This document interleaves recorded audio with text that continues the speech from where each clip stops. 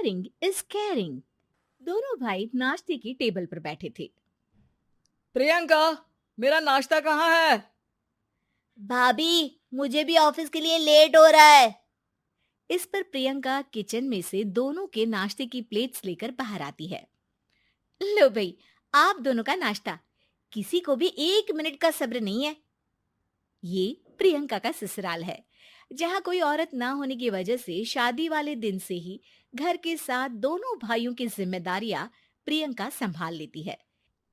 दोनों भाई शांति से नाश्ता कर रहे होते हैं कि अंकुश अपने भाई की प्लेट से पराठे का एक टुकड़ा उठा लेता है। आपको पता है ना, मैं खाना शेयर नहीं करता, फिर भी मेरी प्लेट में से खाना जरूरी है क्या? अरे हद हो गई है, मुझे नहीं खाना अब। अंकुर गुस्से में नाश्ता छोड़कर टेबल से उठ खड़ा होता है।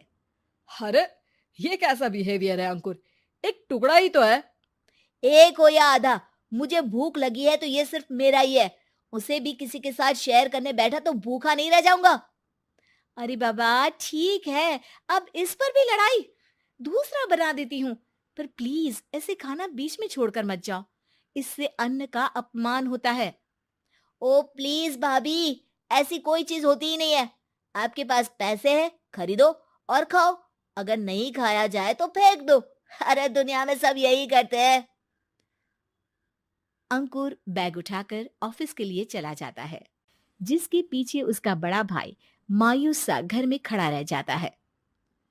जिसने बचपन से सोने की चम्मच में खाया हो, उसे दुनिया के बारे में क्या पता होगा। वैसे गलती तो हमारी ही है। अगर कभी बचपन में ही सही गलत का फर्क सिखाया होता तो आज ये हाल नहीं होते। आप फिक्र क्यों करते हैं जी? भगवान है, वो जो भी करता है सबकी भलाई के लिए ही करता है। और जब वो चाहेंगे तो अपनी तरह से अंकुर भैया को भी सब कुछ सिखा देंगे। पत्नी की बात पर विश्वास कर अंकुश भी ऑफिस चला जाता है। सुबह से दोपहर होती है और अंकुर लंच करने ऑफिस के पास वाले रेस्टोरेंट में पहुंचता है, जहां वो एक साथ बहुत सारा खाना ऑर्डर कर देता है। सर, क्या कोई आपको ज्वाइन करने वाला है? नहीं तो क्यों? अब कुछ नहीं सर, ऐसे ही।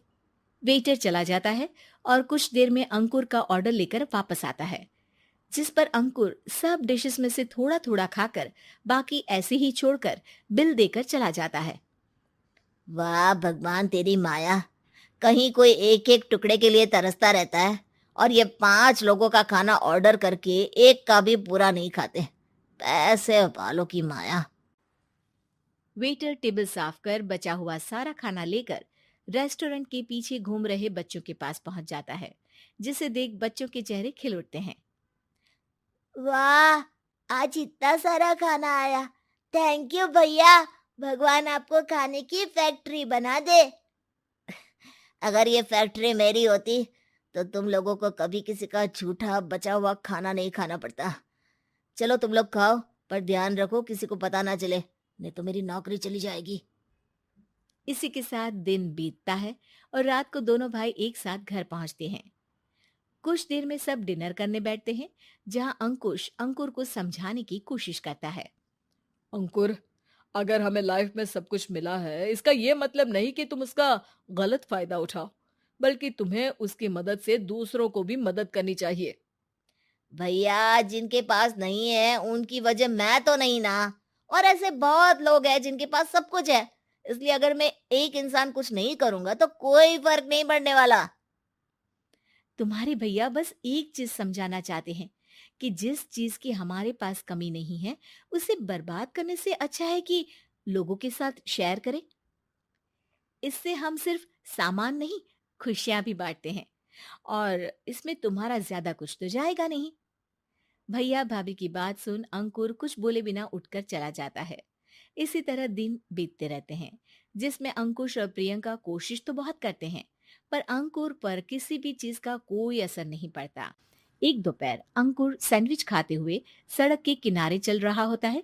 तभी उसकी नजर आइसक्रीम वाले पर पड़ती है और वो सैंडविच सड़क किनारे फेंक आइसक्रीम खरीदने पहुंच जाता है। अब इसे कहते हैं जिंदगी का सुख। जैसे ही अंकुर आइसक्रीम लेकर पीछे मुड़ता है तो एक आदमी को सड़क से वही सैंडविच उठाते हुए देखता है। वो आदमी बहुत कमजोर, गरीब, जैसे बहुत दिनों से खाना ना खाया हो वैसा लग रहा था। अंकुर उसके पास जाकर खड़ा हो जाता है। उसे देखकर आदमी सैंडविच अंकुर की तरफ कर देता है। आपको भी खाना है क्या? क्या हम इसे आधा आधा कर ले? मुझे बहुत भूख लगी है। वो मेरा ही झूठा सैंडविच है। तुम दूसरा खरीद कर क्यों नहीं खा लेते? इसे क्यों खा रहे हो? अरे भैया, अगर खरीदने के पैसे होते तो 4 दिन से भूखा नहीं घूम रहा होता। हैं? क्या? तुमने 4 दिन से कुछ नहीं खाया, फिर भी इस आधे सैंडविच को मेरे साथ बांटने के लिए तैयार हो गए? क्यों? अरे भैया, पैसा नहीं है तो क्या हुआ, इंसानियत आज भी उतनी महंगी नहीं हुई, और ना ही उस पर अमीर गरीब का टैग लगा है जो हम उसे रख ना सके। पर अफसोस, आजकल लोगों के अंदर पोषण, खून या विटामिन से ज्यादा इंसानियत की कमी होने लगी है।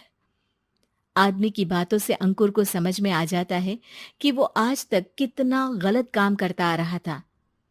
इसके बाद से वो अपनी किसी के साथ शेयर नहीं करने और खाने को बर्बाद करने वाली आदत को छोड़ देता है।